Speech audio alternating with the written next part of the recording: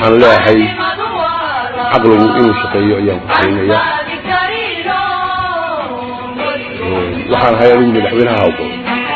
golaha wakiilada sirgudoonkooda haddii yimaado albaabkaygaas leeyahay diyaar baanu haynaan wada hadlo sideen dalkan u hagaajinaynaa sideen wax u saxaynaa waxaasoo nagu golay waxaan dadweynaha u sheegayaa somaliland soomaaliyaan ku biirnay 60kii somaliland baan ku dhawaaqnay 91kii sawirkeenu maanta maalin uu ka fiican yahay ma jiro somaliland maanta way wada joogtaa wax kasta oo somaliland gudaheega kala tafaariqeynaya shacbigeena inaan loo sheegin oo inay dhigu raaricin baan kula talinayaa hadday naga furfuranto mar dambe guntintaas ma xilmayso shacbigeenu wada jir inakoo wada jirna baa wax ku ahaanayna inakoo wada jirna ayaan himiladeena aqoonsiga aan ku raadinayna caalamkan ku gaari doonaa inakoo kala jirna waxba kuma gaaleyn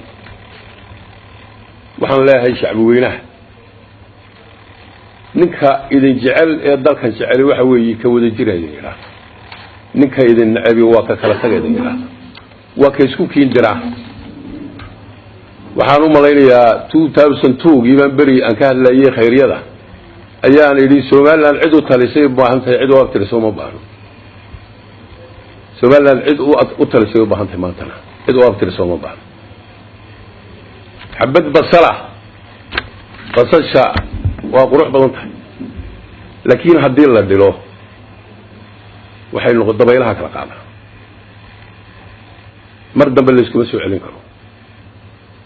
Somaliland waa in laga ilaaliyaa in loo miiqsiibo sida basasha oo dadkayga la isku fidneeyo iyagoo waxba ka jirin